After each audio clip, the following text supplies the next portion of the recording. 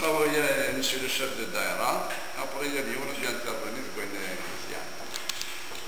بسم الله الرحمن الرحيم. المشروع الهدف منه هو المحافظة على الصحة العمومية بصفة عامة. يبقى أنه العملية فيها طبعا أخذ مرض، فيها آراء وغير ذلك، ولكن مهم أن اليوم أنه الهدف من كل عملية هو ضمان الصحة العمومية للمنطقة، لأنه ما يخفاكمش أنه بصفة عامة هكذا أننا نتحكم بالديشي، نتحكموا فيه بطريقة علمية أحسن بكثير من أننا نخليهم هكذاك فرق. التخوفات تاع المواطنين هي تخوفات مشروعة، ولإزالة هذه التخوفات قررنا أننا ننظم هذا اليوم وندعو أهل الاختصاص لتعلموا في جامعات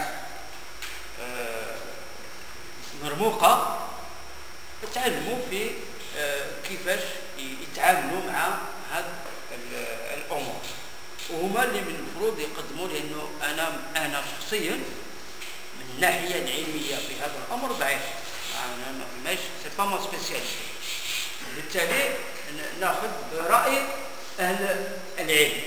اسألوا أهل العلم إن كنتم لا تعلمون، ليتفضل أهل العلم. En tout cas, quand on regarde un petit peu l'histoire historique, je suis à Salon, à Seguin, le centre, on projette de réaliser le centre d'enfouissement technique et immobilier. Il a fait une action les centres d'enfouissement c'est les années donc 2000. C'est 2000, le début des années 2000. Et avant 2000, nous avons surtout les APC, parce que c'est les APC qui ont la charge de gérer les déchets de ménage.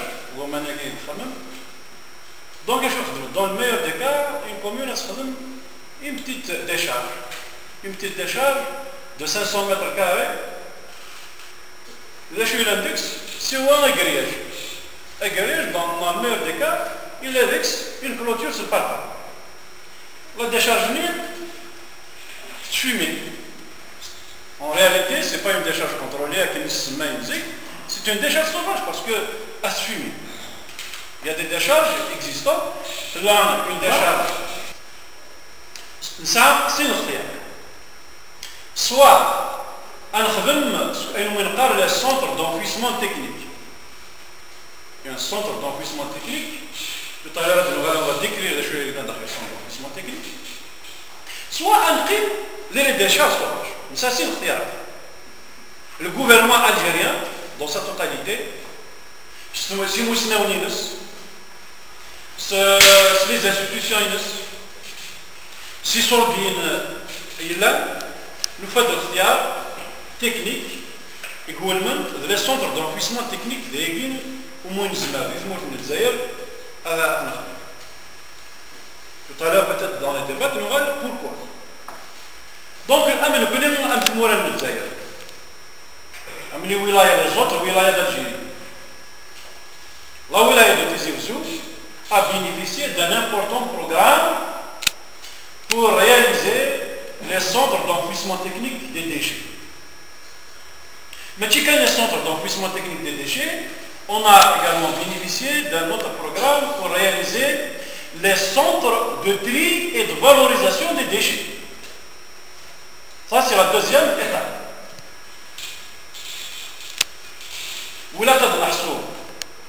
La wilaya de Tizi Ouzou, le quinquennal 2010-2014, on a eu la part du lion. Pourquoi? C'est justifié. C'est justifié, c'est des arguments. Nous avons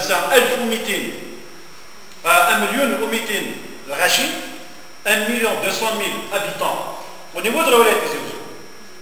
Nous sommes la wilaya la plus dense du pays, la plus dense, 450 dans un kilomètre carré. C'est la wilaya la plus dense en termes de population. Pourquoi? Nous avons 1,200,000, nous avons un territoire exigu. La superficie de la wilaya Tizi Ouzou مصغير. ونسعى 1500 les villages. Donc le territoire qui est exigu, le territoire de la wilaya, la superficie de la wilaya qui est exiguë, avec 1500 villages, dans le meilleur des cas, la distance qui sépare les villages, ces 1500 villages, entre eux, ça fait 1 kilomètre.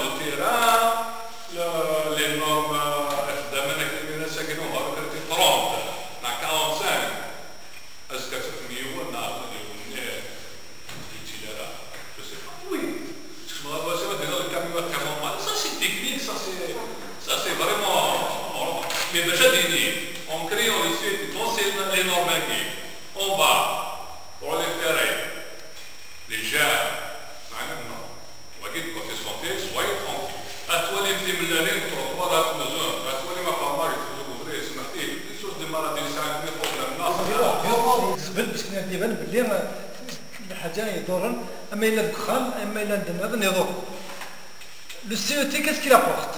Il met les déchets.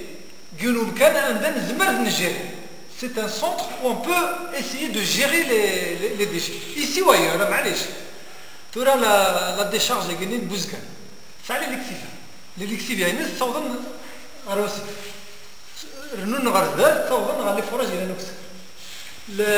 L'APC, elle est en train de jeter les déchets. Elle les jette. Donc tout de suite, la loi interdit. Tout de suite, la loi interdit. C'est une station de traitement des eaux, l'ADE, la Guinée de Souhal. C'est ce que nous avons. De manière possible, la station les rejets, les déchets, ils sont quand même traités.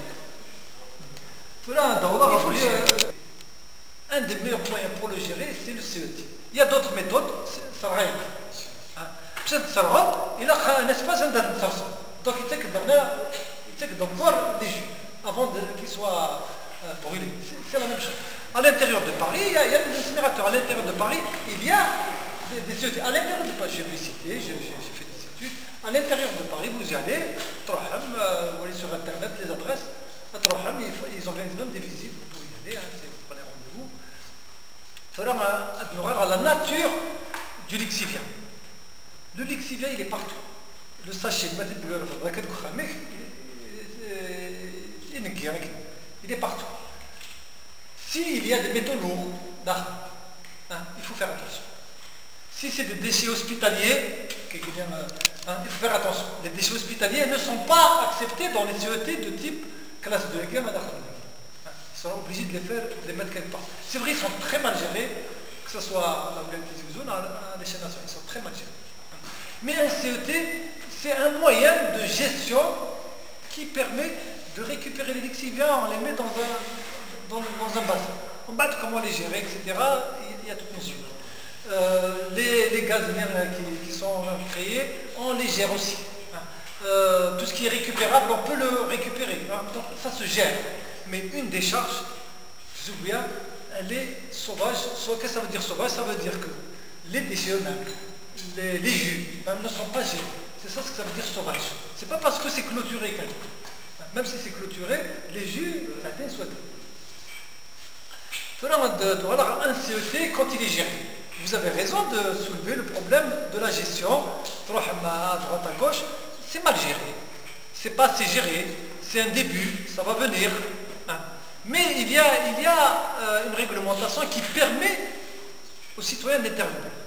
La première, le CET, c'est une installation classée. Pour qu'elle se mette en exploitation, il y a ce qu'on appelle l'autorisation d'exploiter cette installation.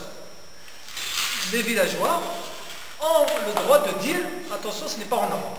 Donc avant de donner l'autorisation d'installation classée, il y a toutes les administrations qui doivent donner leur avis, y compris les pompiers.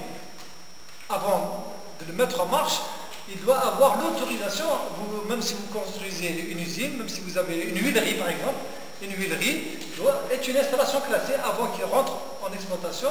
C'est un lexivien. C'est exactement la même chose. Sauf que c'est organique.